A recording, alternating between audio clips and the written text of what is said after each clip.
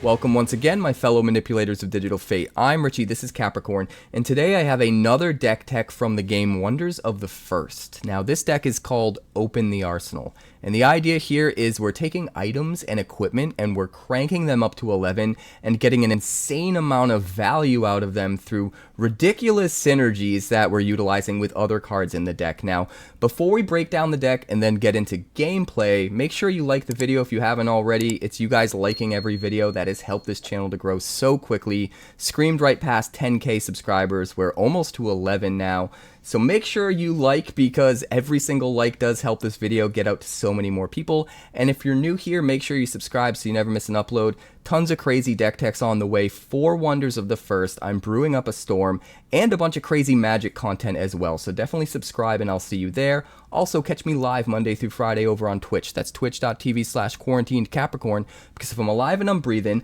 I'm there and I'm streaming. Now let's break down this deck. Also, really quick, I do want to mention that if you haven't played this game before or seen it played, I recommend that you check out my review video for Wonders of the First, where I go over the basics of the game and the fundamentals of how to play. And also, as always, if you want to skip the deck tech portion of the video where I break down the deck and what every card does, you can skip right to the gameplay. I have timestamps and chapters, so click on that, get right into the gameplay, and I'll see you there.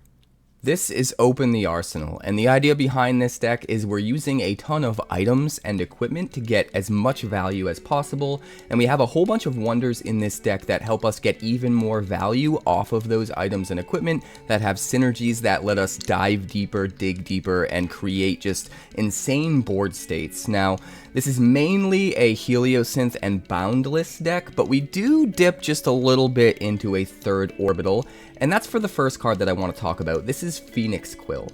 This is a legendary item. It is from the Sulfera orbital, but it does not require a core, so it's fine. It has a sacrifice-free ability. You may play core cards of any orbital this round, and you gain 3 energy. So the idea behind Phoenix Quill is, if we play it, we're able to generate a bunch of extra energy and ignore core conditions on pretty much any card we want to play, and be able to get out something that's really expensive way earlier than we otherwise might be able to. And some of the payoffs in this deck are things that the longer they're on the board, the more value we can get out of them. So it's really important, if you have the Phoenix Quill in your opening hand, and maybe one of those really expensive payoffs, to make sure that you're getting that Phoenix Quill out and getting that really expensive payoff card down as early as possible, so that you can start to capitalize on the rewards from those payoffs every single round right up until the end of the game. Now, that being said, it does cost an action to play the Phoenix Quill from your hand, and then it costs another action to then eventually play whatever card you play with the energy you get from Phoenix Quill. So in a way, it's kind of like you're banking an action and spending 2 actions to get out an expensive card earlier. So be careful in how you play it, because you don't want to just use Phoenix Quill and waste an action unless you're playing something that's really worth basically investing 2 actions into. Try to look at it that way, because it can be really detrimental if you just play the Phoenix Quill, waste an action, and then just use it to play something that really isn't that impressive or important. So make sure you're using it on the right cards. And one of those cards is our first payoff that I want to talk about, and that's 𝐴𝑚𝑒𝒄𝑢𝑚 Shockbite. She costs 5 energy, she does require a Heliosynth core, she's a 6 power legendary wonder, which means we can only have 1, and all your items get attuned Heliosynth. What that means is that every single item that you play from your hand, as long as you have a Heliosynth land in play, all of those items will get attuned, which means they won't cost an action to play. Attuned is crazy overpowered if you use it correctly. Getting to play things that would normally cost an action without it requiring an action is insane. In this game, you only get 3 actions per round, and you're sort of bottlenecked by your actions. You're limited in how much you can affect the board state by how many actions you have. So the more things you can do that would normally require an action that you're then able to do without costing an action, the more value you can get, and the more you can just start to overwhelm your opponent and really get ahead of them in ways that they just can't keep up. So Giving all of your items attuned Heliosynth is huge. You can just start to chain items, keep playing, and never run out of actions as long as you have enough energy to do so. Also, for just a little bit of extra value, you have whenever an equipped wonder you control attacks, it gets +2 this round. So it can also make your equipped wonders just that much more powerful, especially if you're planning on attacking multiple times in the same round. You can get a ton of value off of Emma here. Our other payoff is Professor Tiberius Quicksilver. This is a 4-cost primary wonder, has a power of 5. This one does not require a core, and whenever this becomes equipped, you get to draw a card. Absolutely huge in this deck, because this deck relies so much on equipment. Every time you play an equipment to Tiberius, you get to draw a card for free to replace whatever you played. That means you don't have to use actions to draw cards like you normally would. You can just keep regassing up, refilling your hand by just playing a bunch of equipments over and over and over again onto Professor Tiberius Quicksilver.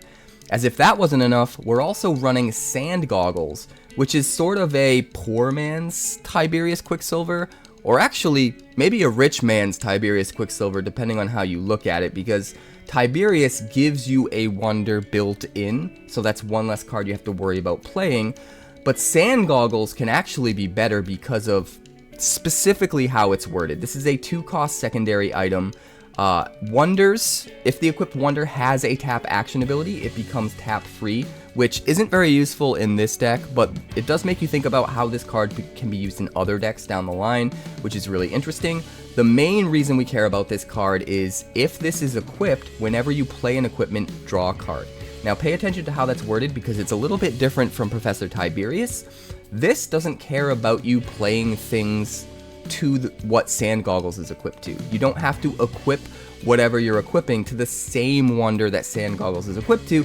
You can play it and equip it to anything on the board and you're still going to get to draw a card. Whereas with Professor Tiberius, you have to specifically equip Professor Tiberius with something in order to draw that card. So Tiberius is better in that you basically get a free wonder attached to the ability. You don't have to worry about finding another wonder to play as well. But Sand Goggles is better that it affects your whole board state. It allows you to basically draw a card off of every equipment you play for the rest of the game, assuming someone doesn't kill your Sand Goggles. So some really crazy good payoffs if you can get them out early.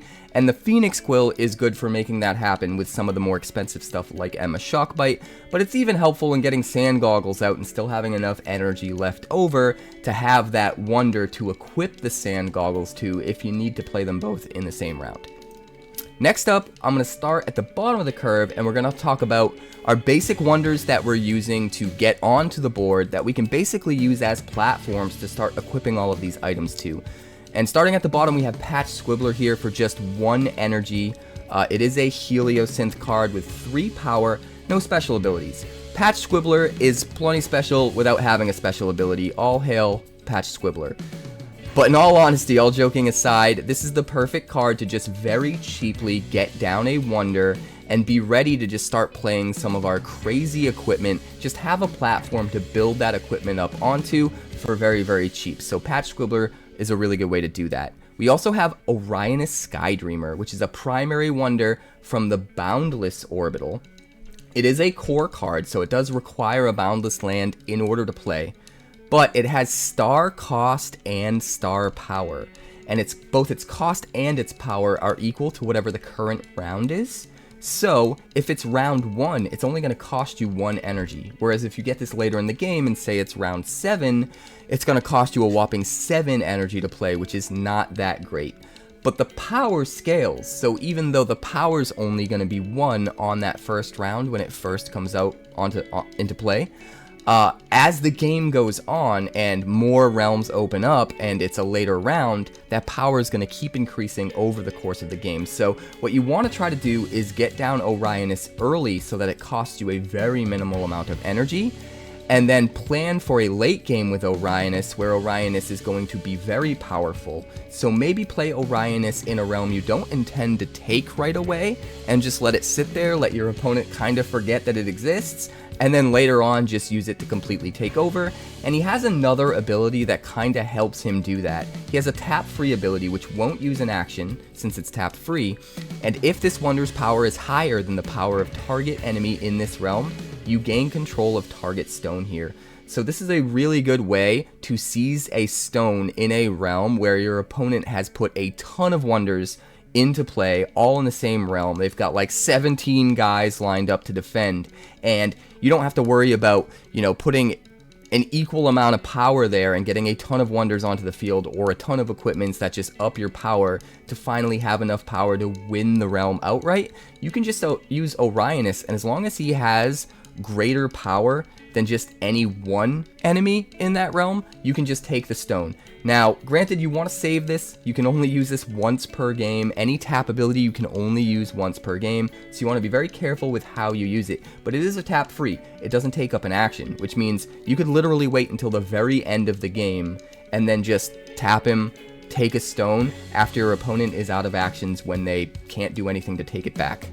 We've also got Kanevil Wayfarer, which is another one of our better cards that you can play early. This is 1 cost, 1 energy for a 2-power wonder, and it has flying, which means when it's in combat, after combat, you're allowed to, for free, as kind of part of the combat, move this wonder to an adjacent realm. So it gets the ability to move from realm to realm after it completes combat. You do have to attack with it in order to get the flying to trigger, but then after combat, like I said, you can move it to any adjacent realm. But Kanevil Wayfarer also kind of has super flying, because it has this other on-attack trigger ability where if this is equipped, you may move this to an adjacent realm at the start of combat and initiate combat in that new realm. So what you can do is, if you have a Kanevil Wayfarer on in play, you can just, if it's equipped, attack, move to an adjacent realm, attack in that adjacent realm, take the stone, and then also after the attack, move it again, either another whole, you know, realm over, or back to where it started. So Kanevil Wayfarer, probably my favorite card in the game right now, just has so much versatility. It lets you just move around the play area to wherever you need to initiate combat wherever you need to, and do some crazy stuff. And a lot of times Kanevil Wayfarer can just get so much done all by itself.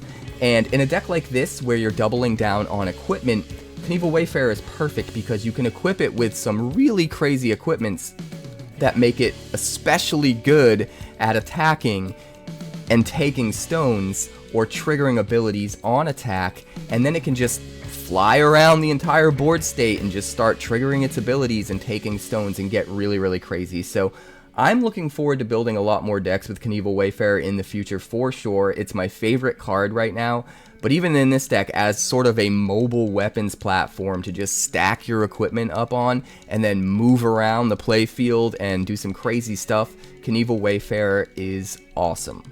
We've also got Trinity Barboni, which is a 2-cost wonder, has 3 power, and while it's equipped, it gets +3. So this is another way for us to capitalize on all of the equipment we're going to be playing. Whatever, you know, realm this happens to be in, it's going to get extra buffs from whatever equipment we put on it and get really powerful, really big, really quick, and be able to kind of take over realms a lot easier with a lot less of an investment. In addition, we have Noctarum Shadowseer, which is also a 2-cost wonder. It is 3 power, and this just has a static ability that whenever a card is put into the Abyss, you banish it. So if your opponent has ways of getting value back from their Abyss, from their discard pile, Noctarum Shadowseer has this built-in sort of extra value way of denying a lot of those synergies and a lot of that value. But at the end of the day, it's just a cheap 2-cost wonder that helps you, you know, get more wonders out onto the battlefield as cheaply as possible so that you can start to build up those equipments and have different options for different wonders in different realms to stack up equipment on. In addition, we also have Techno Historian, which is another really good payoff for all of our items and equipment. This is a 3-cost primary wonder with 3 power, so not super powerful for how much it costs, but its static ability is insane. Items cost you 1 less energy to play from your hand. Now, everything in your hand is already going to cost 1 less if you have the link from the matching land for the orbital that the cards belong to. So, if you have a Heliosynth land on the battlefield, your Heliosynth items, your Heliosynth everything is going to cost 1 less. But if you also have a Techno Historian, then your Heliosynth items will cost 1 less from your Heliosynth land and 1 less from the Techno Historian. You could play 2 cost equipments for 0 energy if you have both the correct land in play and a Techno Historian at the same time. So Techno Historian can be really, really crazy and really good for just getting out tons of equipment really cheap. And if you use it in conjunction with Emma, which we talked about earlier, to make all of your items attuned, if your items are attuned and they're costing no actions, and they're also getting, cost discounts from Techno Historian and, lands of the appropriate orbital, you could theoretically be playing items for 0 action cost and 0 energy cost, and just start chaining out items and going absolutely bananas, and each one of them can start to get, triggers off of some of your payoffs, like drawing cards and stuff like that. So there's some really crazy board states you can set up, and Techno Historian is definitely a key part of getting to that. But moving on, let's talk about some of the equipments that we're actually using, some of the more common equipments that are going to show up more often in the games. First up, we have Scorpion's Edge. This is a secondary item. It's 2 cost, but again, if we have both the Techno Historian and a Heliosynth land out, this will get a -1 and a -1 cost reduction in BA0 cost, which can be crazy. And then Equipped Wonder gets +2 power, and at the end of the round, you may return it to your hand. Also, it just has attuned Heliosynth. So with Scorpion's Edge, you don't even need Emma Shockbite out. This is going to be attuned anyway and not cost you an action, and just buff up whatever you equip it to. But what's cool about the Scorpion's Edge is you can choose to return it to your hand at the end of every round. And you're not going to want to do that every time, but if you have payoffs upon playing items, such as drawing cards when you play an item or equip an item, things like that, or maybe you just might want to move your equipment around from one wonder to another and start to change where the bulk of your power is and in what realm you have that power. Something like Scorpion's Edge allows you to do that, because it'll come back to your hand at the end of the round and can just be replayed the next round. And because it has attuned, it's kind of for free. It's not going to cost you an action, especially if you're able to get those cost reductions on the energy cost and have it cost way less energy as well. In addition to the Scorpion's Edge, we also have Cybernetic Enhancement, which is another 2 cost item. And Equipped Wonder gets +3 power for this one and becomes a Biosynth in addition to its other classes. Now, there isn't really anything in this deck that cares about it being a Biosynth, but there are cards in this game that do care about the Biosynth type, and that stuff could matter in other decks down the line. So it's kind of cool as an extra little bit of value that you can turn, whatever you equip this into a Biosynth. But the main reason we're playing this is it's another equipment that buffs a dude that's also attuned Heliosynth. So if we have a Heliosynth land out with a Heliosynth link, we'll be able to play this for no action cost whatsoever. And you can start to get a picture here of how you can get overwhelming value by chaining together a ton of equipment and just taking over the board. In addition to Cybernetic Enhancement, we have Quantum Boots. And this is an interesting one. This is just a 1 cost secondary item. It is a boundless item, and it is a core, so you are going to need that boundless link from a boundless land in order to play this. But you play it in any realm you want. You don't have to worry about there being a wonder there yet. In fact, you can normally play an item to any realm you want, regardless of if there's a wonder there. It's just normally you don't really want to bother to play an item in a realm where there isn't already a wonder that can use that item. But with Quantum Boots, that's not the case, because if you don't control a wonder in this realm, the next wonder you play here gets attuned boundless, and the Quantum Boots gives the equipped wonder +2 power. So the idea here is if you get the Quantum Boots down in a realm, you can just play a wonder for free without it costing an action. So now your wonder is getting attuned. And the reason that matters is because your opponent's going to be put in a really weird headspace where they see the Quantum Boots, they know it's in a realm without a wonder, they know you're going to be able to play something there without spending an action, but they don't know what you're going to play. So they could overcommit and put a really insane card there, worried that they need to defend it, and then you don't even need to play anything there. Or they might undercommit and not put enough power there, and then you can slam a really powerful wonder right into play without costing an action onto the Quantum Boots. The Quantum Boots become attached, you get all of your item synergies. It can be really, really cool and help you to kind of mess with your opponent's head and use a lot of psychology while you're playing, which I think really makes the Quantum Boots stand out as a really interesting card, and I kind of love them. In addition, we also have Astral Vanguard armor, and this also kind of plays with the opponent's head. This is a 3-cost secondary item, and when an opponent attacks in any realm, you put +2 counters on equipped wonders. So every single time your opponent attacks in any realm, it doesn't matter what realm, whatever this is equipped to is just going to get stronger by 2 power, and that strength is going to last for the entire game. So if you can get this Astral Vanguard armor out early enough, you can really start to just build up an insane amount of value on whatever it's equipped to. You can just equip it to something that, sort of similar to Orionis, isn't necessarily trying to win a combat in a realm yet, but eventually down the line will try to. And then just build up this value over the course of the game, make your opponent forced to have to attack you and constantly steal back stones. Meanwhile, your guy's getting super huge, and then eventually he's so big that your opponent forgot about him, and then you just attack in that realm that, you know, there's been no action in all game, and you just easily take over that realm and take the stone.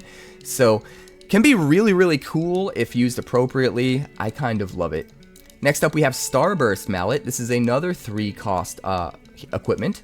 Equipped Wonder gets +2, and while this is equipped, enemies in this realm are nullified. Now, if something is nullified, it means that you pretty much treat it like its text box is blank. So it still has its cost, it still has its types, it still has its power if it's a wonder, but if it has any text box whatsoever, it is treated as blank. There is no text whatsoever. So Starburst Mallet is a really cool way of getting some versatility and just a way to sort of stop some of your opponent's plans when they have some really crazy abilities that are trying to take over the game.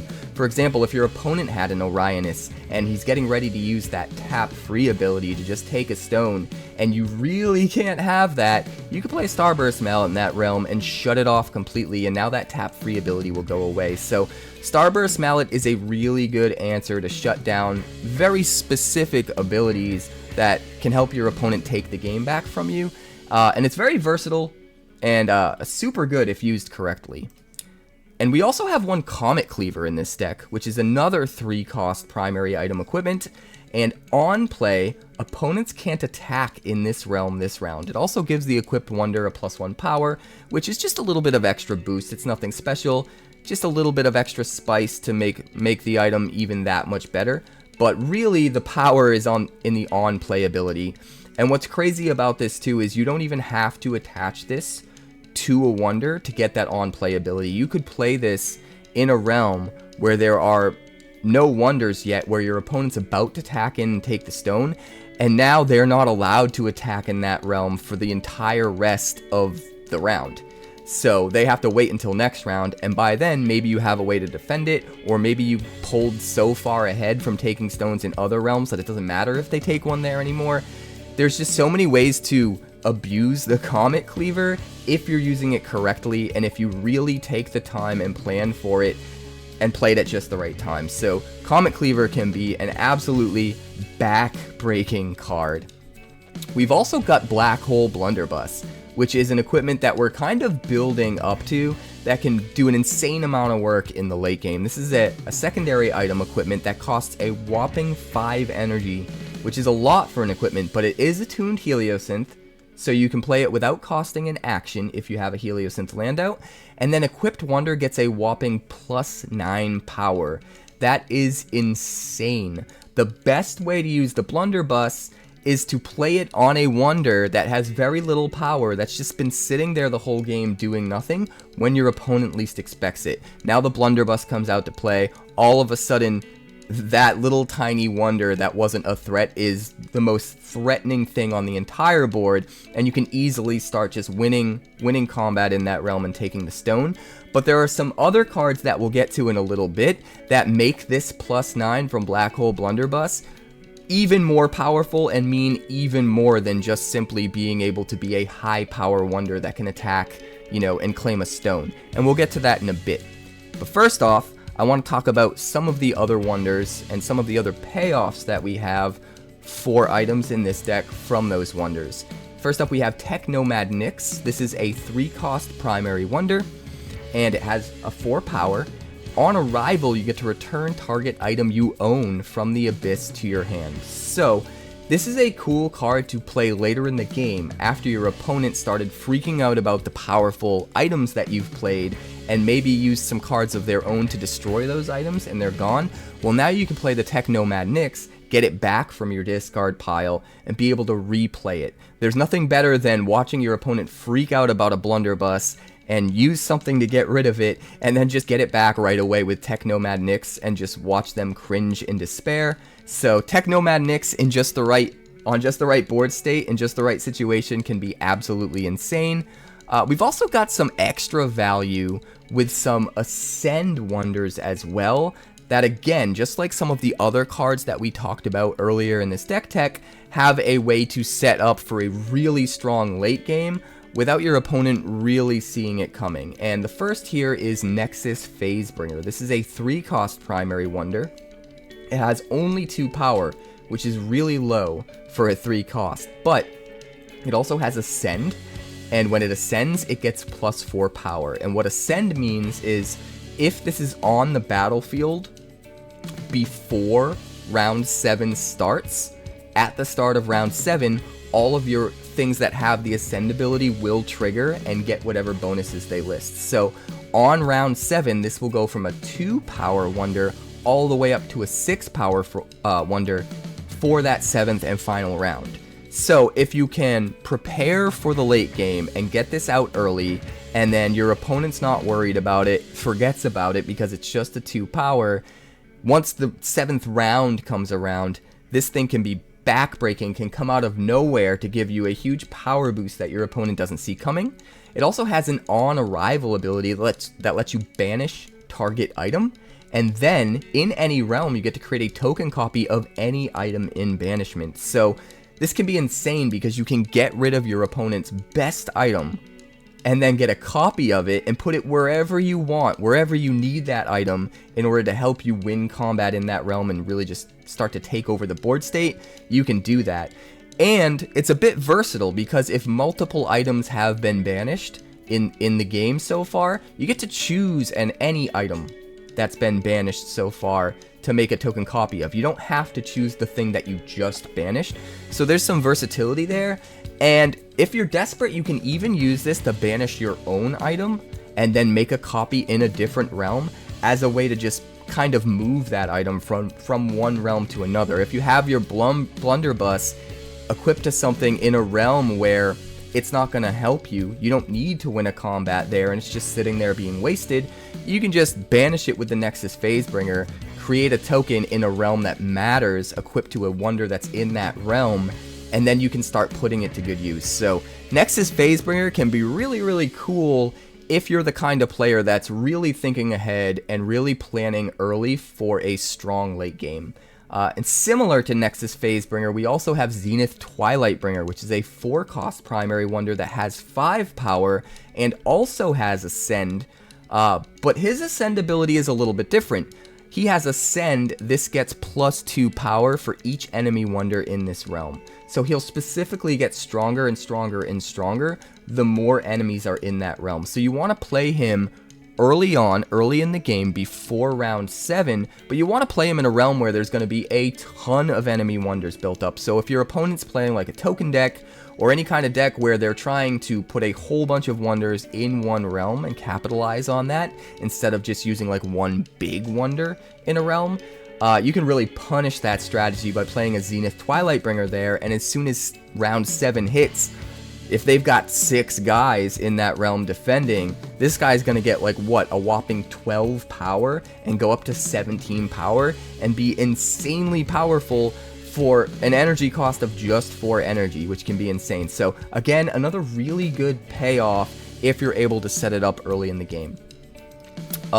Speaking of really good payoffs if you set it up earlier in the game, we also have Gleaming Power Cell as a 3-cost secondary item. And this is a little bit unique. This is not an equipment. It does not attach to a wonder. It is just an item that sits in a realm and has an ability. And that ability is, for each unused energy you lose, you put a spin counter on this up to a maximum of 4. And then at the beginning of each round, you remove all spin counters from this and gain that much energy. So what this basically allows you to do is stockpile energy for later turns. If you have an extra 3 energy that you can't use on round 3, you could stockpile it in a Gleaming Power Cell, and then on round 4 you're going to have that extra 3 energy available, as well as all of the energy that you're getting in round 4, and you're maybe able to play a way more expensive card way earlier than you should be. In that way, it's kind of like a Phoenix Quill, in that it lets you play those more expensive things earlier on, except Gleaming Power Cell is reusable, but also you have to kind of plan ahead a little bit more, because it doesn't just give you free energy, it lets you save unused energy. So you really have to play this and then maybe play, like, if you have a Techno Historian down, or ways in which your items are getting that reduced energy cost that we talked about earlier, where you're maybe able to start playing items for 0 energy cost. Playing a bunch of items for 0 energy, that's going to leave you with a bunch of energy left over. So if you can get to that board state and get that strategy set up, a Gleaming Power Cell is a way to kind of capitalize even more on that by stockpiling that energy, so that you can play something really expensive later on, but way earlier than you should be. In addition, we have some other really cool payoffs. Another really cool payoff is in the form of Enzo Barboni. This is a 5-cost primary wonder with 5 power.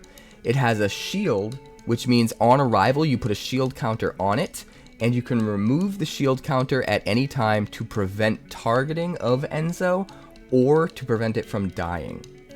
It's worth noting that if the power of a wonder goes to less than 0, that wonder will die and go to the abyss. But if it's at 0, it doesn't die. It just stays in the realm at 0 power and is still there. But if it does go less than 0 and dies, you know, Enzo having the shield counter, instead of dying, you could just remove the shield counter and prevent it from dying, which is really strong. Also, whenever you play an item, you get to stun target enemy wonder in any realm with a biosynth. And a lot of the wonders in this deck are biosynths, so it's really easy to use this card efficiently and effectively. But stunning can be really powerful. What stunning does is it reduces the cost, or rather the power, of the stunned wonder to 0, and gets rid of its abilities. Taps it, gets rid of all of its tap abilities for the rest of the round. So it's not a permanent answer to a threatening wonder, but it is a temporary answer. You can effectively take one of their wonders off the board for the entire rest of the round, giving you the time you need to win a combat there, to take the stone, and maybe by the time they can use it again on the next round, you've built up a better defense, and it doesn't matter anymore. So stun can be really, really effective if used correctly. In addition to Enzo, we have a really insane late game wonder in Astrox Final. This is a 7-cost legendary wonder. Since it's legendary, you can only have 1 in the deck, and it's a 7-power wonder. It is a core, so you will need a Heliosynth link in order to be able to play it, but if it has a weapon, you get to double its power. This thing gets insanely big, equipping weapons. So many cards in this deck are weapons that you can equip to Astrox Final, so if you can just get this down early, whether it's with a Phoenix Quill, or whether it's, you know, we stockpile energy with the Gleaming Power Cell, or what have you, if you can just get down Astrox Final early, and then equip it with some insane weapon like the Blunderbuss, this guy can get exponentially huge, and just single-handedly hold down any realm you have it on. It's pretty nuts. In addition, we have some wonders that provide a little bit of utility. The first is Xyrendra of Dimensional Forces. I kind of love this card. This is a 4-cost primary wonder with 4 power, and while it's in play, opponents can't gain energy from stones. So if your opponent is playing a deck that specifically aims to win battles early, take stones early, and try to kind of like take all of those stones in the early game and get a bunch of value earlier, and then use that extra energy to last until the end of the game, you can kind of kill that game plan completely. If your opponents don't gain energy from stones, it doesn't really matter if they gained a bunch of stones earlier in the game. They're not able to pull ahead as far as how much energy they can put out and how many big crazy cards they can play earlier in the game. You're able to kind of even the score. So even if your opponent has like 3 or 4 stones and you only have 1, you play a Xyrendra, and then it's like you still are getting more energy each round than your opponent because they're not getting any from their stones, even though they have way more stones than you. So a carefully timed Xyrendra to shut down an opponent that is all in on an early game sort of deck archetype, and trying to play that game and try to just take everything early and then hold on to it, Xyrendra can just shut that down, and it can be really powerful.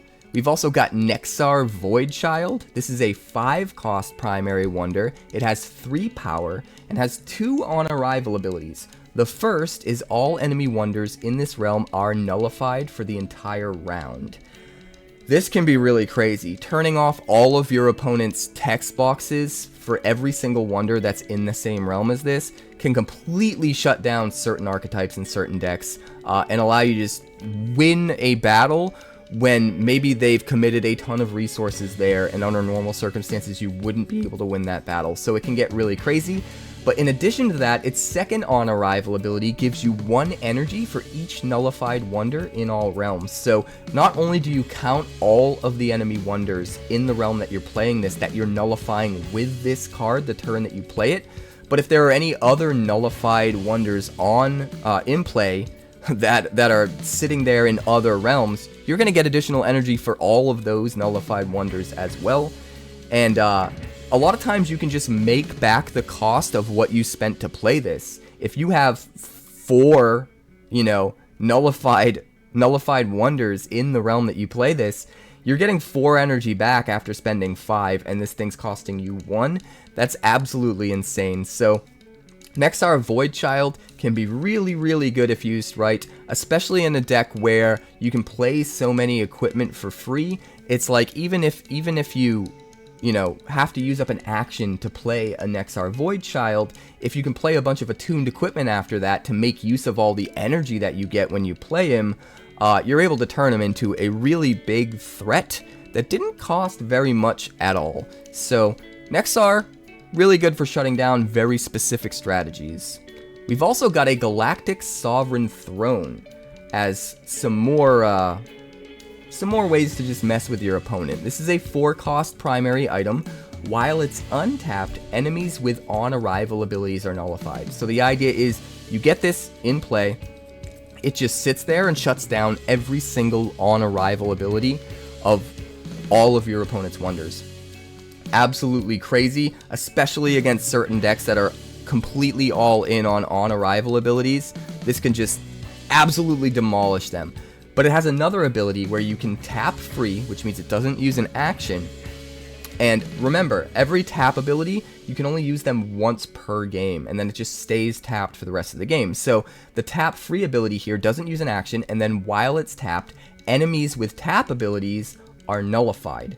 So basically, you keep this on the battlefield to shut down all on-arrival abilities until there's a really strong tap ability that you're worried about. And then you tap it, And even though your opponent gets back, you know, on arrival abilities for anything they haven't played yet, now their tap abilities are shut down. So you can kind of use this as to perform two functions where you're shutting down arrival abilities early, and then once all of those wonders are out of your opponent's hand and in play and they don't have any more left to play with on arrival abilities, then you can just tap it and shut down all of their tap abilities as well. So again, this is another one of those cards where if you're planning ahead and timing it right, you can take so much value away from your opponent's strategy, and it can just get really crazy.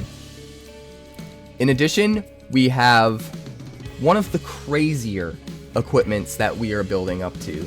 And this sort of acts like removal too. This is really sort of the end-all be-all that you want to build up to with this deck. This is Solaris Stormcaster, a 3-cost secondary item equipment, and it's a tuned Heliosynth, so you can play it without using an action as long as you have a Heliosynth land. When equipped wonder attacks, target enemy wonder in this realm gets -X this round, where X is equipped wonder's power. This is insane. You can put this on a wonder and start swinging in, and you gotta remember, you can attack multiple times in the same round. You have 3 actions, and you can use those actions however you want. And since most of your equipment isn't gonna require an action, even the Solaris Stormcaster itself is a tuned Heliosynth, you have a bunch of actions left over to potentially initiate multiple combats in a single round. So if you play a Solaris Stormcaster onto one of your wonders, we'll just say a 5-power wonder for the sake of argument, and you attack in, you give their guy -5. But then you can use another action and attack in again and give him another -5, or give another wonder their -5. And if that wonder gets to -1 or less power, it dies and goes to the abyss. So Solaris Stormcaster is a crazy way of not only taking a ton of power off of your opponent's side of the board, and in a way effectively doubling your wonder's power in combat because you're -Xing their side, which is basically the same, but it's a way to just start killing off their wonders and sending them to the abyss to get them off the board forever, which is nuts.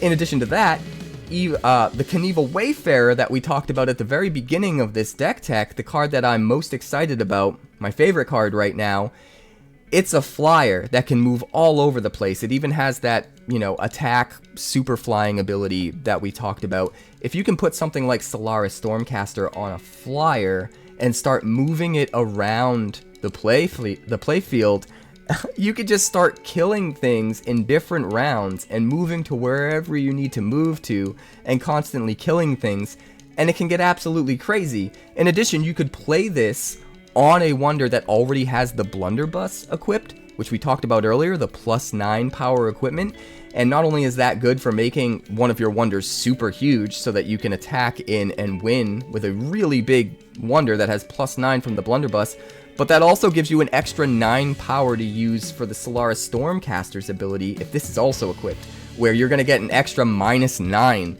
to any wonder you want because your guy's going to be that much bigger. It can just get really crazy. You can just start shooting and killing everything and attacking multiple times, and if you're lucky enough to have it on a flyer like Kanevil, your opponent better watch out because you're going to be taking over every realm. It can get absolutely absurd. But it doesn't stop there. Solaris Stormcaster is pretty crazy on its own, but we have an even better version of Solaris Stormcaster in the form of Dimensional Piercer. This is a 6-cost legendary item, and when equipped wonder attacks, you shuffle target enemy wonder in this realm into its owner's deck. So, not only do you get to remove a wonder, but you get to make sure that you remove a wonder in just one attack without having to worry about what the power of your attacking wonder is, and you get past things like shield counters because you just put it in your opponent's deck. There's no way to get it back. It doesn't go to the abyss, so that if they have a way to get things back out of the abyss and replay it, they could use that. No. It's just gone. It's just back in their deck. This is better than killing something. So in a way, I kind of feel like it's a super version of the Stormcaster. And Dimensional Piercer is just absurd. It's another one of my favorite cards. It is really expensive. It's hard to get it out early. But if you can get it out, especially on a flyer, and just start taking out wonders left and right, it gets utterly absurd. I love this card. You have to try it. It's crazy. In addition, we have a couple of support spells that also act sort of as removal. The first one is Static Shock. This is just a 1-cost secondary spell, and this round, whenever an enemy wonder attacks, it gets -2 until end of round.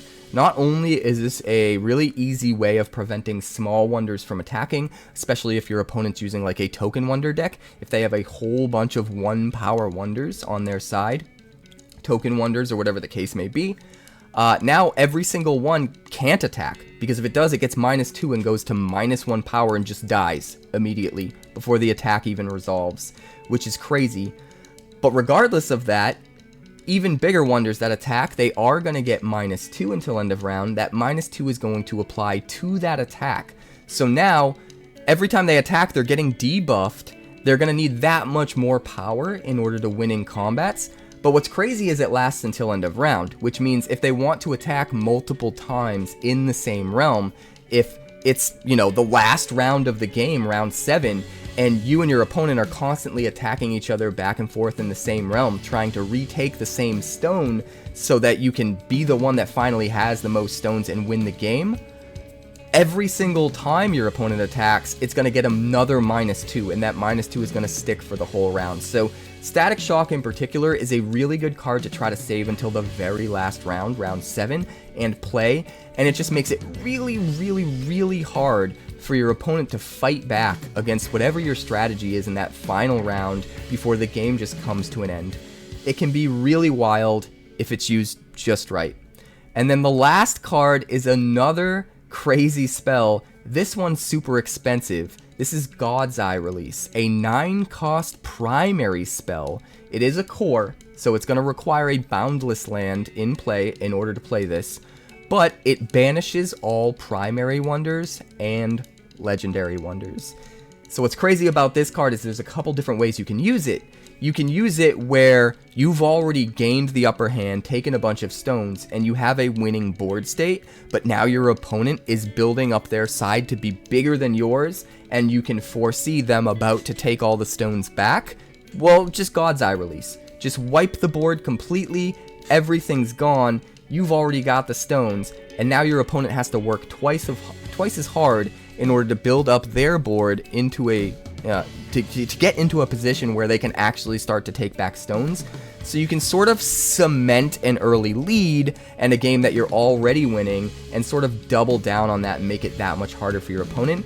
But another way that you can use God's Eye Release that's really crazy, and that I want to kind of build another deck around in the future, is if you're running it with wonders that aren't primary or legendary. If you're running secondary wonders, they dodge God's Eye Release. They don't get killed by this. So if you can set up your board state where you have secondary wonders in key realms that you still need to take, and then you play your God's Eye Release and wipe the board, your opponent probably loses most of their board, and then your secondary wonders that are left alive can freely swing in, win combat, take the stones, and set yourself up to win the game. So really cool card that can be used in multiple ways.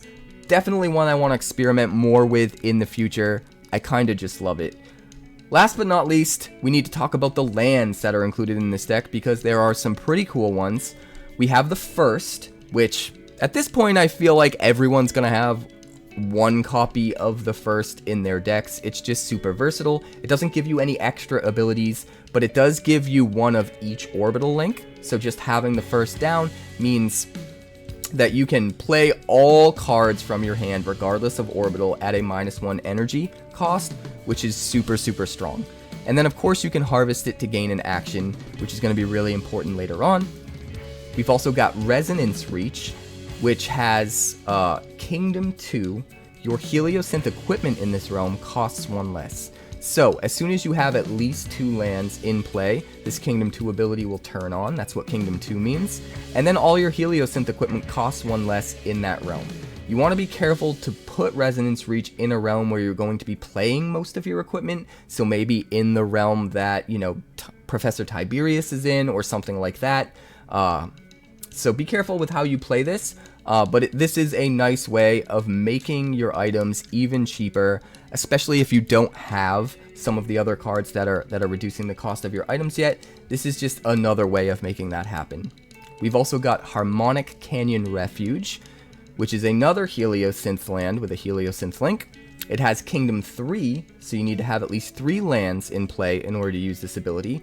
When you play an item in this realm, you may put a shield counter on target wonder in this realm.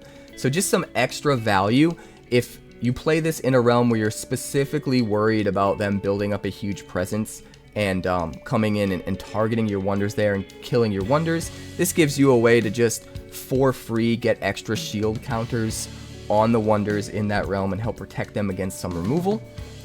We've also got a Gearheart Enclave Inner.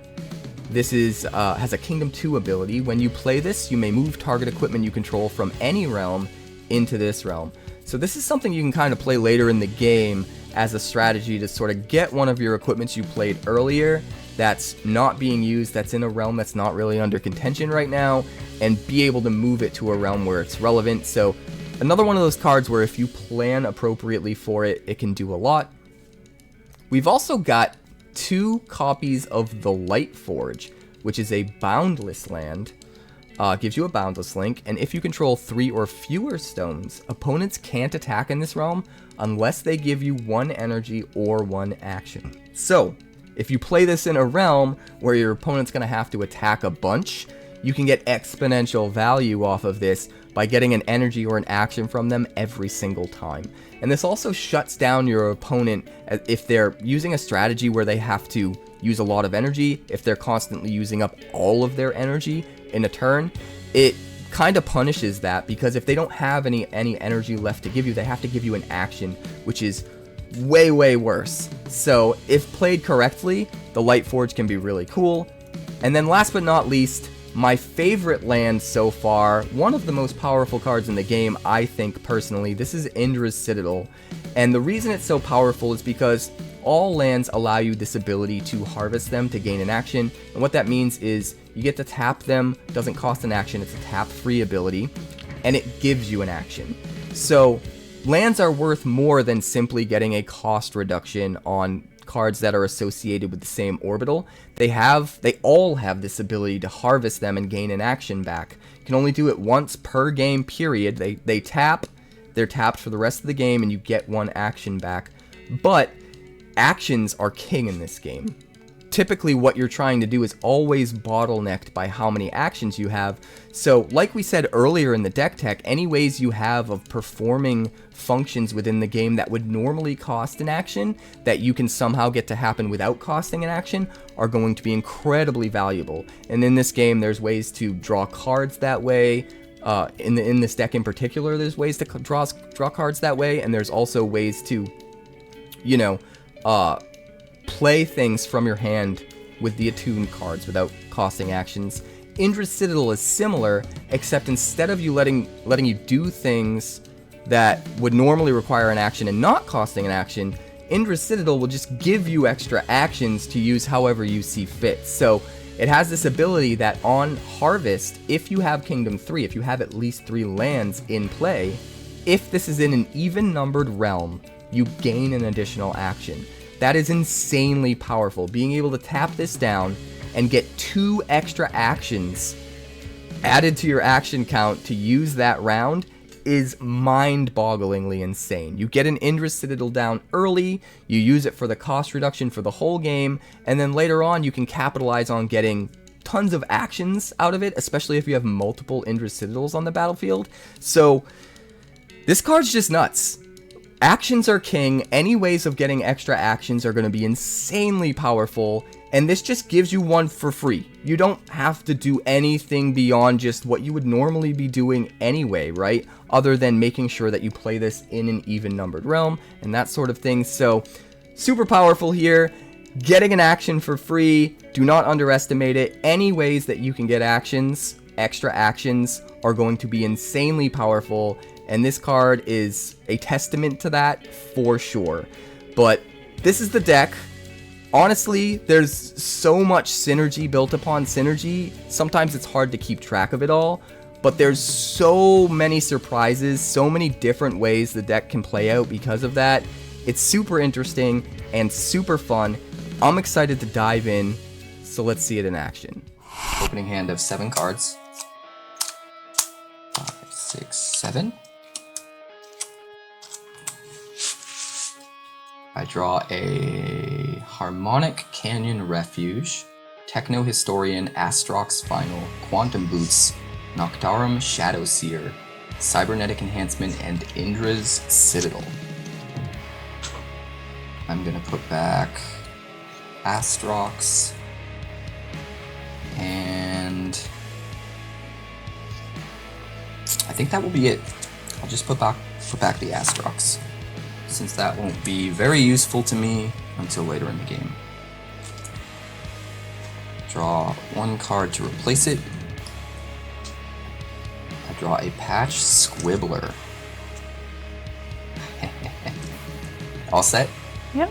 Alright, so beginning of round 1, first realm is open, first stone is up for grabs. We draw our card for the round. I draw a God's Eye release. Not gonna need that anytime soon. I will start by playing Harmonic Canyon Refuge in Realm 1. It is a Heliosynth land that gives me a Heliosynth link, so all of my Heliosynth cards will cost 1 less energy. It also has a Kingdom 3 ability, so when I play an item in that realm, I may put a shield counter on target wonder in that realm. I'm down to 2 actions. Pass to you. I will spend my 1 energy action and play Orionis Skydreamer. Orionis. You love him. So Orionis, remind me what he does? His power and cost are equal to the current round, and then if the card's power is higher than the power of target enemy wonder in the realm, he can seize the stone as a tap-free ability. Okay, so he only costs 1, since there's only 1 realm open, it's the first round. And he's only a power 1, but as the game goes on, he's going to scale in power and get more powerful. And then he has that tap-free ability, he can automatically seize the stone in a realm if he has higher power than any target wonder that's defending in that realm that you target with the tap-free ability. And that doesn't cost an action, but you can only do it once per game. Unless you have some way to untap him, which... Alright, I'm gonna use my second action.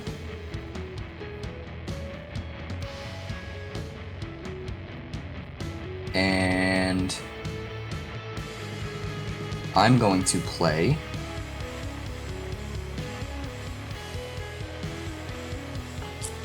Patch Squibbler in Realm 1. It costs 1 energy, but because I have a Heliosynth link and it's a Heliosynth card, I get -1 cost reduction, so he actually costs me nothing. He does use an action, so I go down to just 1 action left. And he's just a 3 power wonder. Nothing crazy, but enough to try to take the realm. Pass to you.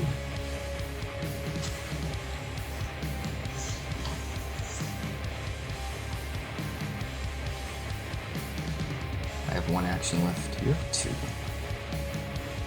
At least you can't take Realm 1 with your Orionis now. Okay, Resonance Reach. Resonance Reach to Realm 1. That's Kingdom 2, and Heliosynth equipment in this realm will cost 1 less. So if you have 2 lands in play, that Kingdom 2 ability will turn on and make Heliosynth equipment cost 1 less. Yep. Alright, I'm going to use my final action to attack in Realm 1 and seize the stone. Because I am a power 3, your Orionis is just a power 1 right now. Pass back to you. I am out of actions. But you have 1 left. And I'm a little worried I'm just gonna draw a card. Alright, use your last action to draw a card. Well, that will be the end of round 1. Alright. Round 2 begins. We go back up to 3 actions. I go up to 3 energy because there are 2 realms unlocked and I have 1 stone under my control. You have 2 energy because you have no stones. You get 2 for 2 realms being unlocked. And we draw a card for the round. Lisa, would you put the stone out? I draw a Galactic Sovereign Throne. Interesting. And the second realm is unlocked. The second stone is up for grabs. Since I was the last person to claim a stone and win a combat, I get to go first. So I'm going to start by using an action, going down to 2 actions, and playing an Indra's Citadel in Realm 2. This is a boundless land that gives me a boundless link, which means all of my boundless cards will cost 1 less energy. It also has a Kingdom 2 ability. Whenever I harvest it for an action, if it's in an even numbered realm, I get an additional action. If I have Kingdom 2 turned on, which right now I do because now I have 2 lands. And it's in Realm 2, so it is in an even numbered realm. Now we'll pass back to you. We'll spend 1 action and play an Indra's Citadel. Copycat. I was planning that before you. You stay away from my Citadel! It's the best card. Pass it back to you. Best card. It's so easy to get free actions out of it. Alright. I need to do something big.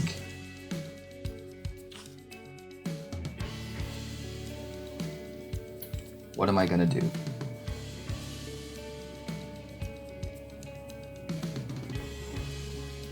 I'm gonna start by using an action, going down to 1 action, playing a Quantum Boots in Realm 2.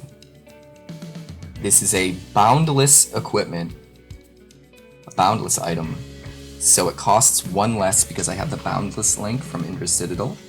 So even though it costs 1, it costs me 0. It does cost me an action. If I don't control a wonder in this realm, the next wonder I play here has attuned. Attuned means it doesn't cost me an action to play. So if I play a wonder there, it's not going to cost an action. And then equipped wonder gets +2. And the first wonder I play there automatically equips that item. That's just how items work. Pass to you. I'm not copying you. Would you stop it? I'm mad because you keep doing the things that I'm planning to do. You're just mad because I played Patch Squibbler first. I mean, I cried a little bit. I love Patch Squibbler. I don't want to have to kill him, and I'm going to. Alright, so you also have a Quantum Boots. Yes. Alright, I am going to not use an action to play a primary wonder, Techno Historian. And the reason I don't have to use an action is because I'm playing it to Realm 2 where the Quantum Boots are, which means it's attuned. It costs 3 energy, but it only costs 2 because I do have a 𝐸𝐿𝑘𝐄𝐍 link that gives me a cost reduction. So I'm down to just 1 energy. I still have 1 action left since it was attuned. And he immediately becomes equipped with the Quantum Boots, so he's a total of 5 power. His base power is 3. And then items cost me 1 less energy to play from my hand. And since I have Boundless Link and 𝐸𝐿𝑘𝐿𝑘 Link right now, that means 𝐸𝐸𝐿𝑘𝐿 items will cost 2 less total, Boundless items will cost 2 less total. Pass back to you. I'm going to spend 1 energy. Maybe. Is this your last action? Theoretically? It could be. Well, you've got the Quantum Boots, so... And I'm going to play a Noctarum Shadowseer. Noctarum Shadowseer. It's a 3 power, and whenever a card is put into the Abyss, it gets banished instead. 3 power costs 2. A Boundless Wonder. just has this static ability that whenever, what is it? Whenever a card is put into the abyss, it would be banished. Right, so whenever any card is put into the abyss, it just gets banished, just gets basically removed from the game entirely. So it ruins any potential interaction with your discard pile.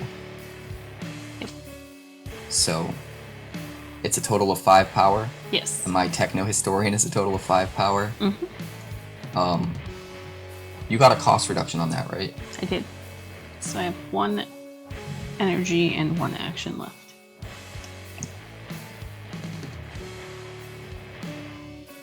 You should have 2 energy left, I think. Oh no, because I started with an extra energy from the stone. That's why. That's what it is. How do I beat you? How do I beat you? I think this is how I beat you. I'm going to use no energy and no action to play a 2-cost cybernetic enhancement. It has attuned, so no matter what, it doesn't cost me an action. Equipped Wonder gets +3 and is augmented in addition to its other classes. So, that comes into play, becomes attached to Techno Historian in Realm 2. He becomes a total of 8 power. And it costs me no energy, even though it normally costs 2, specifically because I have the cost reduction from the Heliosynth link, from the land, and the cost reduction from the Techno Historian. So I get a total of -2 cost reduction on it. So, no action, no energy, feels good, pass to you.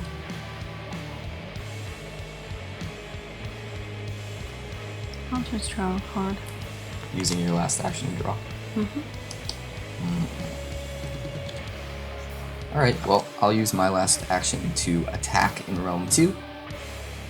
And because my guy is now 8 power and yours is still 5, I will win the combat, and I will seize the stone in Realm 2.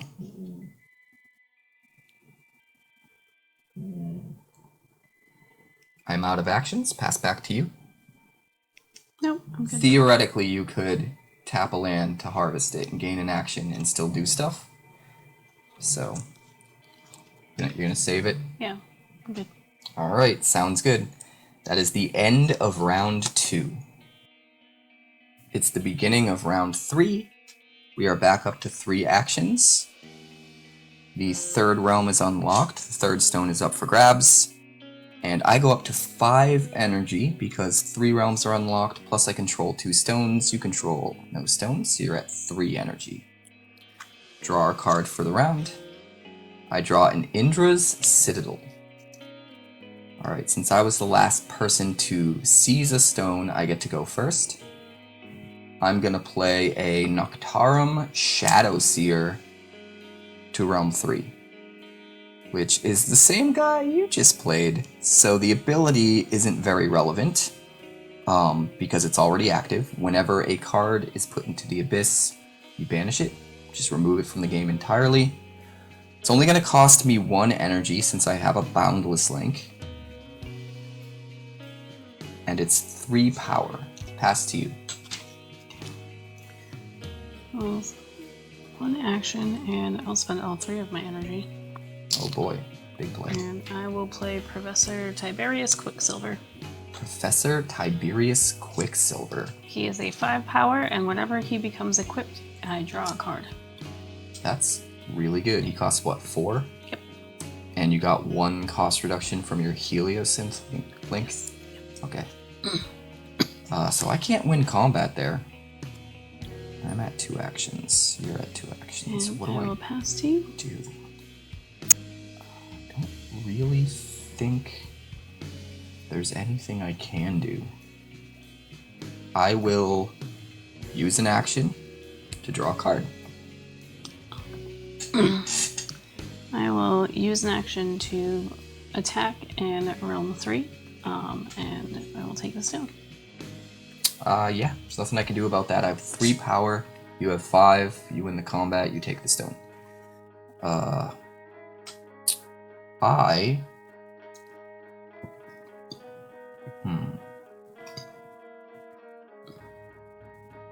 I'm really not sure what to do.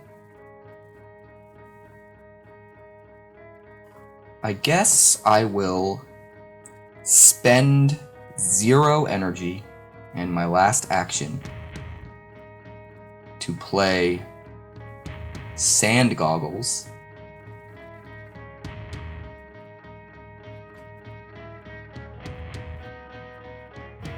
I'm going to play the Sand Goggles on Noctarum Shadowseer.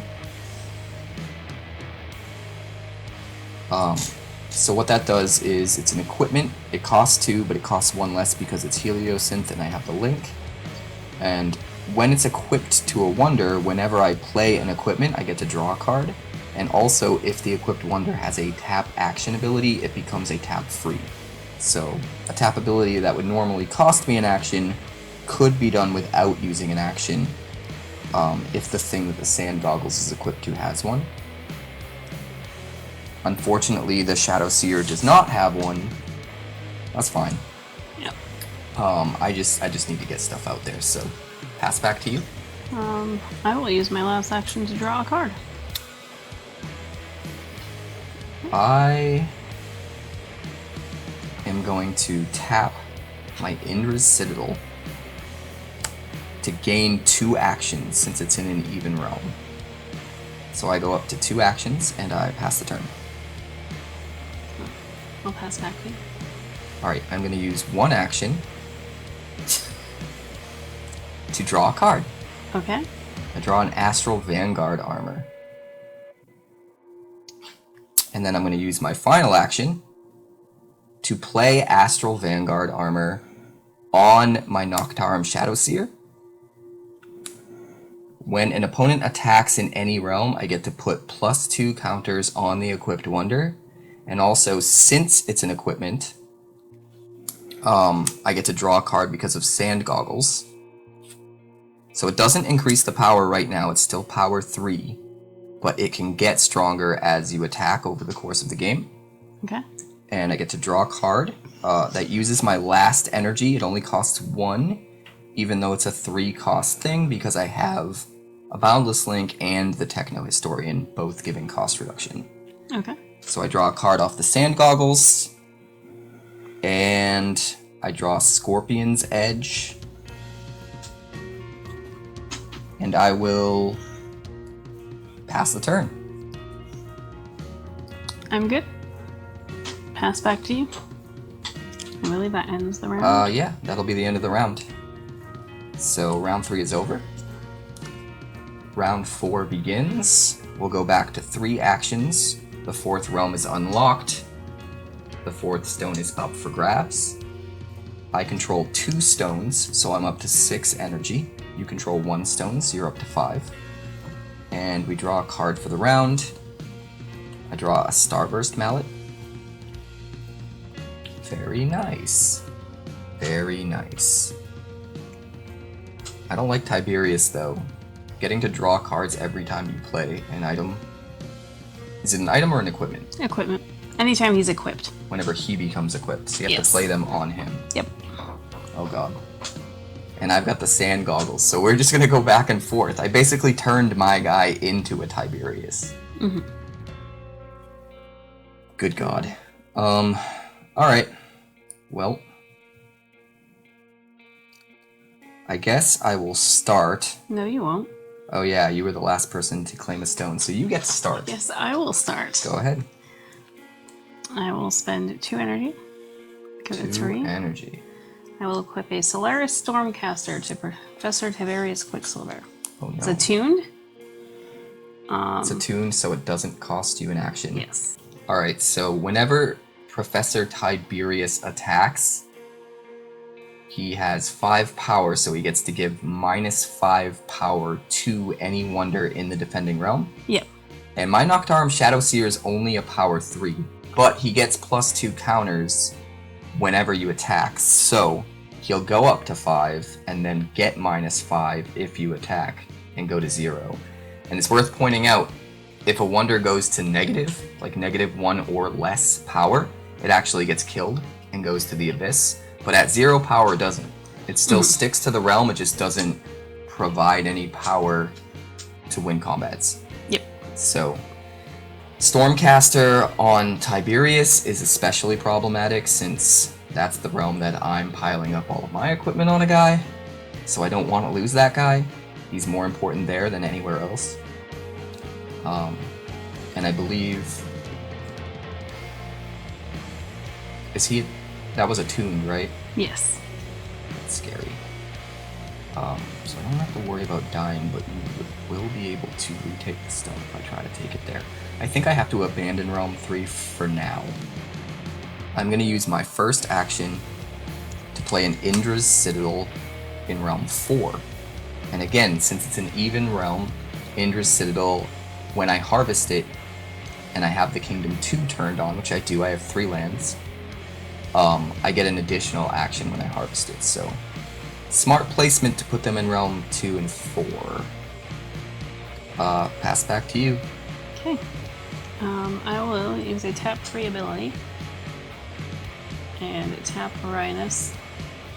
Oh, right, because he's a 4 now. Skydreamer. And I will take the stone. Okay.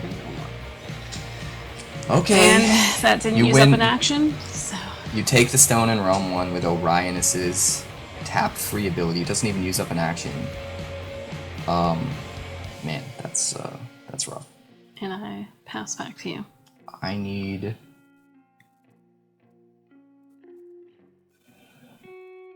to draw cards. I need to do things.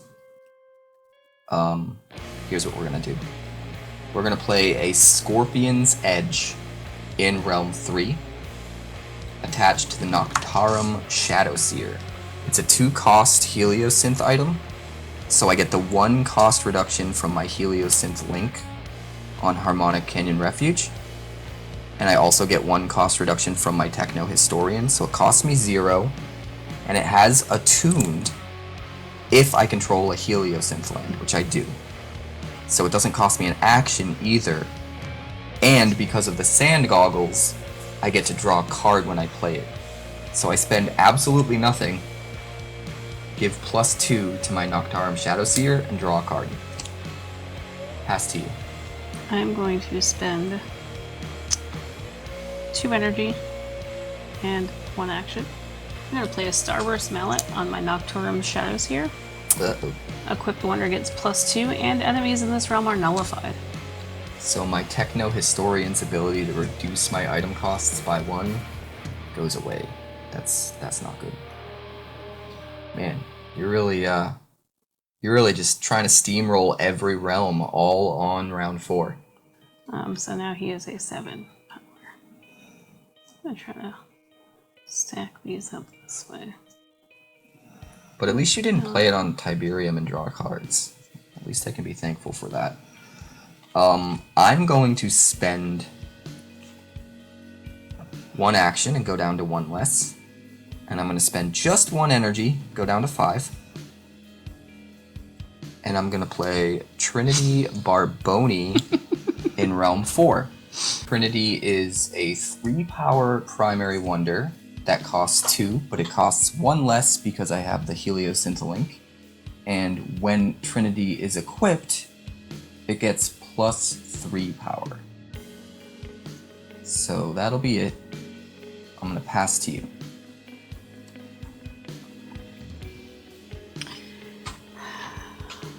I mean... You mean? This would be funny. I'm not going to do it. I'm going to spend my last energy and play Cybernetic Enhancement, which is attuned on Professor Tiberius Quicksilver. Gives him a +3, and he is now augmented in addition to his other classes. Draw a card, and I will pass back to you. All right.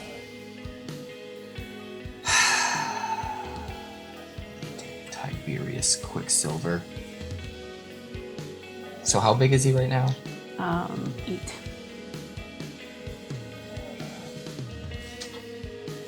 Eight, huh? 8 power. When he attacks, he gives -8. My Shadowseer's a 3, 4, 5. That will get +2 and go to 7. and then get go to -1 from the Stormcaster and die. That's bad. Okay, so my number one thing right now that I have to make sure I do is either somehow make your guy weaker or make mine stronger so that it doesn't die when I pass the turn back to you. Man. I guess I only really have one choice. Techno Historian's nullified, right? Yes. So, I will have to spend 2 energy, go down to 3, and my last action to play a Starburst Mallet on my Noctarum Shadowseer, which increases the power by 2, so it'll go up to 7, with the ability to still get stronger if you attack. And it also nullifies all enemies in this realm. So, Tiberius is no longer going to draw you cards when you play items equipped to Tiberius. And because I have Sand Goggles attached to the Noctarum Shadowseer, I get to draw a card. Pass to you.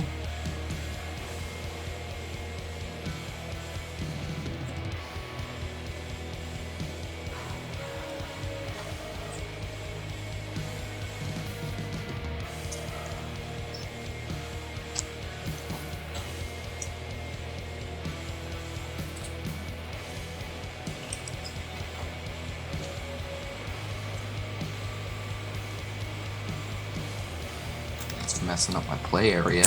You're welcome. That was my goal. Next time, ask, what do you need to know? How big it is? I'm drawing a card. It's 8. No longer gives a cost reduction though because of that damn Starburst Mallet. So you drew a card? Yes. And you're down to what, 1 action, or was that your last action? No actions. That was your last action? Last action. Last right. action hero. I am going... How big is Tiberius? 8. Wait. Definitely not enough. 8. Definitely not enough to take the stone there. I'm only 7, and I don't become 9 until you attack. So... Is it only in that realm or any realm? Attacks in any realm? Any realm. Whenever an opponent attacks in any realm, put 2 counters. Which is why I wished I had it down before you took that stone. And you took the stone in round 1 without attacking, so I didn't get the counters there because of the tap-free ability. So I'm actually going to use my Harmonic Canyon Refuge. I'm going to tap it to gain an action. Okay. And I'm going to go up to 1 action and then pass back to you. No, I'm good. Alright, I'm going to use that action, my last action, to attack in realm 4 with Trinity Barboni and claim the stone. Sounds good. So now we each have 2 stones. I'm able to at least kind of catch back up and keep pace with you, because otherwise everything that you're doing is really scary. This is one heck of a board state. Alright, so end of the round? Yes. Alright, we're going to start round 5. We go back to 3 actions. The 5th realm is open. The 5th stone is up for grabs. We're both at 7 energy because 5 realms unlocked, plus we both control 2 stones each. So 7 energy. And then we draw our card for the round. I draw a Solaris Stormcaster. And you go first. You're right, because I'm the last person to claim a stone.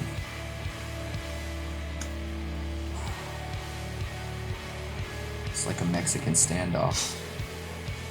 I don't think you can say that, you're gonna get canceled. Mexican standoff's a real thing. I will pay... Oh boy. Oh boy, this is certainly going to be something. Do it. I will pay 2 energy, go down to 5, to play Solaris Stormcaster on my Noctarum Shadowseer. Okay. It's attuned, so it doesn't cost me an action. And when Equipped Wonder attacks, target enemy wonder in this realm gets -X, where X is the Equipped Wonder's power. Okay. And the reason I'm doing that is because now you have to attack me before I attack you. Whoever attacks first gets to use their Stormcaster. And that -X sticks for the rest of the round, so I force you to have to attack me before you can buff up your dude, or else I attack you. Pass back to you. So how big is he now? He is a 3 power plus 2 from the mallet plus 2 from the Scorpion's Edge. So he's only a 7, but if you attack he becomes a 9. And if I attack I give -7. But if you give me minus first, then I have less to do minus to you with my Stormcasters. So it's like, whoever attacks first gets to do the -X, and then the other person won't have enough power left to really do much with their Stormcaster. So it gets, that's what I mean, we're like, yeah. Alright, it's I'm gonna literally pay a duel. 1 action. Or 1 energy. Go to 6. No action. Play a Cybernetic Enhancement. Cybernetic Enhancement. On Tiberius. That's attuned. It is right? attuned, yep, and So he gets cost. +3, so now he is a 5, 8, 9, 10, 11. And you draw a card off of... No. Oh wait, no, because I have the Starburst You Mallet. nullify You don't them. get to draw a card. Yep. Pass back to you. I will attack in round 3. Okay, I give your guy -7. alright. So how big are you total? 11. So you go to 4. Mm-hmm. And you get the stone. I get the stone. Oh, that's fine. See, that's what I mean. Now you're only power 4, so if you attack back, you only get to give -4. So that's why I was saying, like, whoever attacks first gets the most out of their Stormcasters. So that was your action? Yes, I'm down to 2 actions. Okay. So I'm going to spend 5 energy and go to 1. Okay. I'm going to play a Dimensional Piercer on Not the... Tiberius Quicksilver. Really? After all that? Mhm. Remind me what Dimensional Piercer does. When Equipped Wonder attacks, shuffle target enemy wonder in this realm into its owner's deck. And that's a legendary, right? It is. Yes. And it's a core, but I have the core from Interest. So, Stormcaster can kill things if your guy has big enough power to do it. But... what is that thing called again? Dimensional Piercer is even better because it doesn't even care what the power is. It just takes any wonder in the defending realm and just sticks it back in the deck. It's gone. That's unfortunate.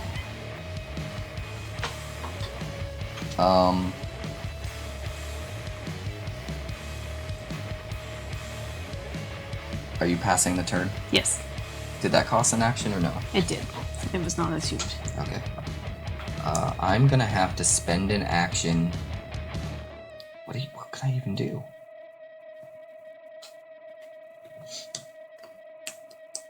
I'm gonna have to spend an action. How big is Orionis in Realm 1? 6. No, 5. I'm lying. He's 5.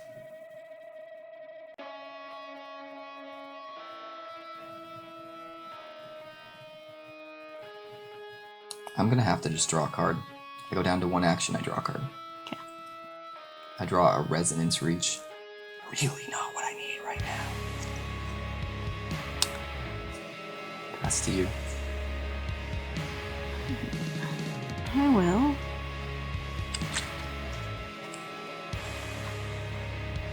Spend an action and attack in realm 3.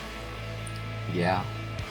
Would you like to use any of your weapons? Well, I'm gonna shuffle. I'm gonna use my Dimensional Piercer. You're gonna shoot the Noctarum Shadowseer with your Dimensional Piercer? Yes. Sounds about right. Damn it. You know what? Just to add insult to injury, I'm knocking him down 4 points too. First. With the Stormcaster? Yeah. Is it bottom or shuffled or what is it? Shuffled. Shuffled in? Yeah. So I could draw. What? I'm gonna cut your deck. You're gonna try to stack it. I don't trust you. Are you kidding me? I don't trust you. Kidding Got me? it up your sleeve. You're just gonna go. What do you know? I drew it again. Whatever's best for content. I don't trust you. I don't trust you not trusting me. It's because of that standoff. We're still having... No, we're actually not having a standoff anymore because you... And also, I got believe... rid of my guy. Because he's gone, I win the stone, right? Yeah. There's no power there to defend, so you take the stone back.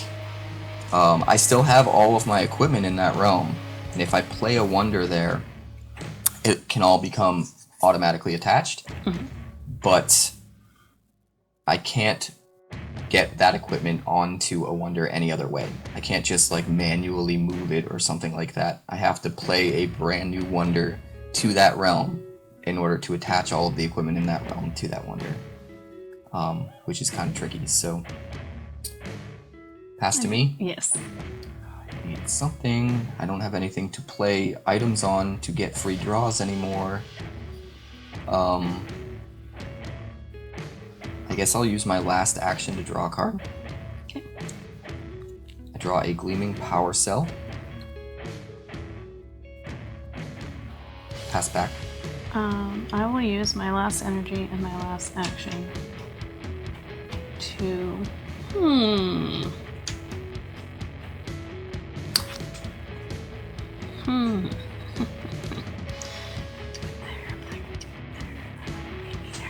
Play a Trinity Barboni in Realm 4. Could you stop copying me? Trinity Barboni in Realm 4. I would have put it in a different realm, but I've got plans. Yeah. I got big plans. I don't know if I should just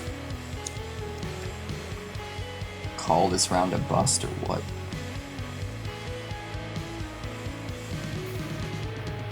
Alright, here's what I'm gonna do. Well, does that even make sense? Probably not. Probably not. Yeah, I'm just gonna pass. Okay. You're gonna pass too? Yeah. Alright, the end of round 5. So, the beginning of round 6, we'll go back up to 3 actions. The 6th realm is unlocked. The 6th stone is up for grabs. I'm up to 8 energy from 6 realms and 2 stones that I control. You are also up to 8 energy because you control 2 stones. Should be 1. And then we draw a card for the round. I draw a Black Hole Blunderbuss. And since you were the last person to claim a stone, you get to go first, so go ahead and take your turn.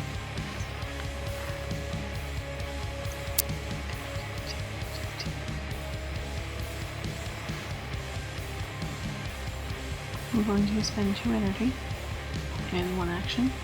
Alright, so you're down to 6 energy. I'm going to play a Starburst Mallet on Trinity Barboni. So now he is a 5 power, and then he gets +3 on top of that, so he's an 8, and your Trinity Barboni is nullified. So I don't get the extra +3 if it's equipped. Yeah. That's not good. So you're a total of 8? Yes. And then I will pass back to you. This is bad. This is not good. I need to do things. Things. I am gonna do things. I'm gonna do things. Are you? Yes. What kind I'm of gonna things? spend all 8 of my energy and my first action to play a 9-cost God's Eye release, but I have a Boundless land with a Boundless Link, so it costs 1 less, so I can play it for 8, so I actually do have enough. I go to 0 energy, and I banish all primary and legendary wonders. See ya later. Including mine. Techno Historian's gone, Trinity is gone, but you lose a lot more. I get to keep my Patch Squibbler in Realm 1, which is really, really nice. I needed to do that while we were still even because you were about to take everything. And I pass back to you. Okay. I am going to spend another action and 3 energy. Must be nice having energy. And play Zenith Twilightbringer in Realm 1. Ugh. How big is he? He is a 5 power. And he has Ascend, so at the start of Realm 7, he'll get +2 for each enemy wonder in the realm. Lame. And I will pass back to you.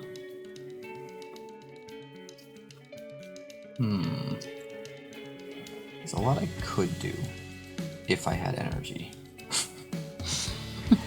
If I had energy. Yeah, I thought I was in such a good spot. I thought wrong. Alright, I guess I will play a Resonance Reach to Realm 5. Okay. It's another 𝐸𝐿𝑦 I can harvest it for an action later if I want. And its Kingdom 2 ability is 𝐸𝐿𝑦 equipment in this realm cost 1 less. Alright. Pass back to you. And that was your second action? Yes, so I'm down to 1 action. Man, you're fighting hard to keep your stones. I can't blame you though, I'm doing the same. Alright, well, I thought I'm I going was to spend the rest of my energy. I thought I was going to be able to take that stone in realm. I'm going to play a Galactic Sovereign Throne. What does that do? Well, this is untapped. Enemies with on-arrival abilities are nullified. I can tap it as a tap free, and while it is tapped, enemies with tap abilities are nullified. Interesting. So Not basically, good, come but at me, interesting. bro. And that'll be my last action. I'm going to use my last action to draw a card. Okay. Yeah, that's it. I got nothing. Alright. Alright, the end of round 6. It is the start of round 7. We go back to 3 actions. The 7th realm is unlocked. The 7th and final realm. The 7th stone is up for grabs. I am at 9 energy. And you are at also 9 energy, because we both control 2 stones each. We draw a card for the round. I draw a Technomad Nyx, which is now useless because of that Galactic. Yes. That's how I feel about it. That's not good at all. And then I still go first? Yes, because you didn't gain a stone. Yep. Okay. Well then, I'm gonna spend 2 energy. Did that wrong. I almost went down to 2. And 1 action. And play a Technomad Nyx in Realm 4. I don't have any items in my Abyss. Man.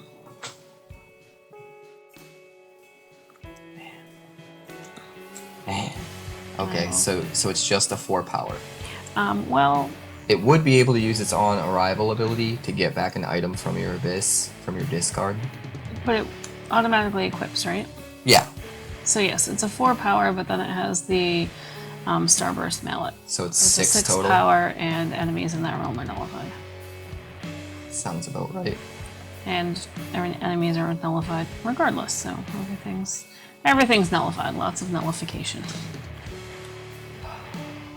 This is not good. And I pass back to you. I'm going to use an action, go down to 2, and I'm going to use 0 energy, because this is a 1-cost secondary spell, but it's a Heliosynth, and I have a Heliosynth link, so it'll cost me 0. Static Shock. This round, whenever an enemy wonder attacks, it gets -2 until end of round. Okay. So that is just, I'm going to leave that right over here, right here. That is just active. Alright. For the rest of the round. So every time an enemy, one of your guys, attacks, it gets -2, and that -2 lasts forever. So if it attacks again, it'll be -2 again, and it'll stick until the end of the round. Since it's the 7th and final round, I think that's a pretty strong play. And I pass to you. Okay. It's a very tricky board I'm gonna state. spend 1 energy. And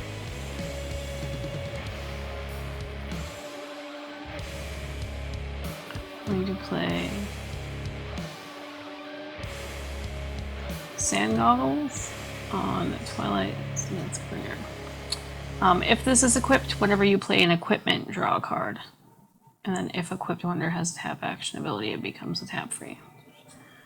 Yeah, the Sand Goggles, that's what I was using to draw cards off my items earlier. Okay. And then I need to figure out a way, like, you're gonna take the stone in Realm 4. I need to figure out a way to catch up real quick. Real quick.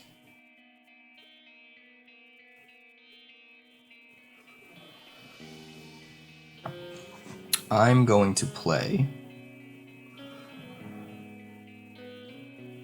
go down to 1 action. I'm going to use 2 of my energy, go down to 7, to play a 3-cost Heliosynth card, Technomad X, the same as yours, ironically enough. I'm going to play it in Realm 5. okay. So, its on-arrival ability doesn't work because of your throne, but it's still a 4-power wonder in Realm 5. Pass the turn.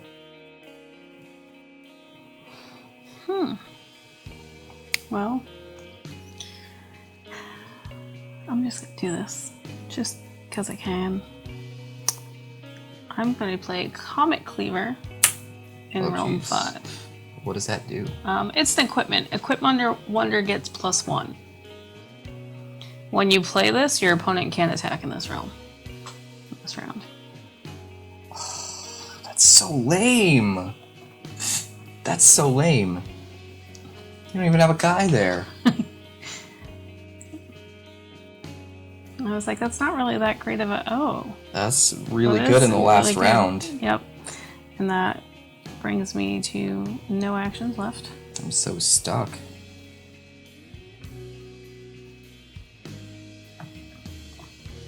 I think I have a route to victory, though.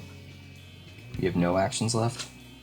No. Alright, I'm going to use my last action to play a Black Hole Blunderbuss on Patch Squibbler.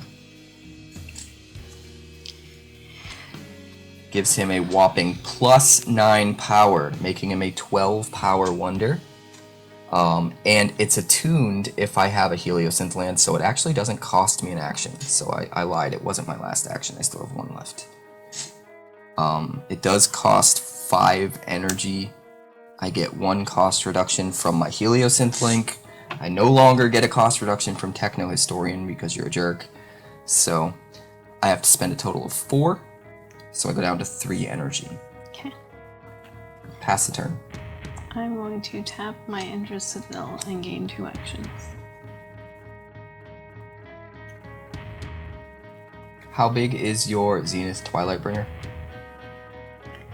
5, 6, 7. He ascended, right? Yep. Just 7. The Sand Goggles doesn't add anything. So All right. Squibby's over there is... So I'll use my last action to attack in Realm 1 with Patch Squibbler. My 12-power Patch Squibbler wielding a Black Hole Blunderbuss of all things. Okay. And I will, I believe, win the combat in round 1 against your 7 power Zenith, and I'll claim the stone. That actually gets me to 3 stones. Yep. I'm within arm's length of actually pulling out a win here. Knock on wood. Pass the turn. I'm out of actions. I do have a couple lands, so. Tap to gain another action and pass back to you. Alright. I will tap to gain 2 actions from my Ender's Citadel. So I'll go up to 2 actions. I'm Pass. going to attack. Here. Take this stone. Alright, so you attack in realm 4. I have no one defending there. So you give him stone. What is his power, though? Is it 6 with the mallet? Yes. Okay. So now it's my turn. Mm-hmm. This is very tricky because I don't have any way to attack anywhere. I need to use an action, go down to 1 to draw a card. I draw a Phoenix Quill. That is not what I need right now. I'm also going to spend an action to draw a card.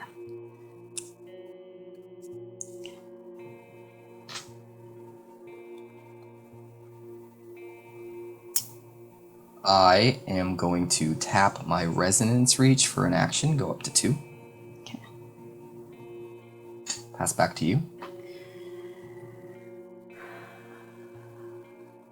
I need to hold on to things, not take things. I will spend 2 action and play a Techno Historian. Or 2 energy. Play a Techno Historian in realm 3. Really? In realm 3? Yep. Is that your last action? Yes. You're completely out of actions? Completely out of actions. Alright, I'm going to use an action and go down to 1 to draw a card. Draw a Cybernetic Enhancement. I just can't draw a Wonder. I just need something that can attack somewhere. But I just can't do it. Not unless I get incredibly lucky. Is there anything I can do? I don't think so. Alright, so I pass back to you, but you're out of actions. Alright, I'm going to use my last action. All my lands are tapped to draw a card again. And I draw the first. I couldn't do it. I just couldn't get a Wonder to attack somewhere. You shutting down Realm 5 killed me, because that's my only Wonder. I had to be very careful about where I put it, because it was the only way I could get another stone with that guy. Yep. And you completely shut him down. He doesn't have flying, so I can't move him. I was like, I have this Comet Cleaver, and I'm like, it's not really that good anywhere. And then I read it again, and I'm like, this is great. It was so good. So I control 2 stones. You control 2 stones. That means we go to tiebreakers, which is total power. My total power is 12 with Patch Squibbler and 4 with Technomadnix, so I'm 16. I'm 7.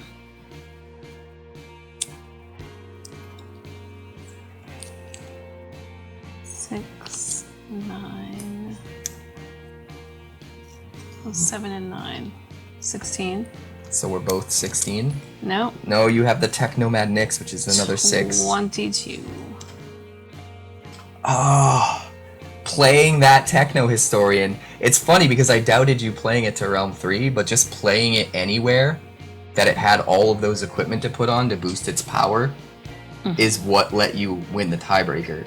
Yeah. So I didn't realize it at the time, but that's actually the best spot to put it to win the tiebreaker, because it gets all of those equipments attached and boosts its power. Yeah, I was like, I didn't want to play it, so I couldn't attack, so I didn't want to play it somewhere else. And I was like, I need to hold on to the stones I have, because if you come for them, then I definitely lose. I was so confused. I was like, you can't take a stone there, and like, I have no way to take a stone. But it winning the tiebreakers it's huge because of all of those equipment. You had an extra action than me, and I was like, if you draw any Wonder you can put there, and then you can take this down because I Yeah. have nothing to stop it. And you wouldn't have won the tiebreaker if it wasn't for all of those equipment attached to the Yeah. Techno Historian. So that literally won you the game, putting that there. Wow. Well, that's the game then. 16 to 22. You did the thing, and I hate you for it. Yeah. That Comet Cleaver. That was it. That Comet Cleaver won me the game.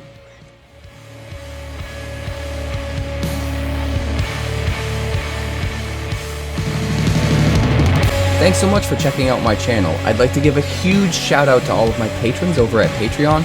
Without you guys, this channel would not be possible, so honestly, thank you from the bottom of my heart for all of your contributions. If you haven't yet, like and subscribe. The more likes we get and the quicker we get them, the bigger this channel will grow and the faster it will grow. I'd love nothing more than this channel to become something very special for you guys, but it's entirely up to you how fast that happens. Also, if you'd like more deck text, that's somewhere over there. And if you'd like to see what else the channel's been up to lately, that's somewhere up that way. Also, subscribe, circle below, do all the things.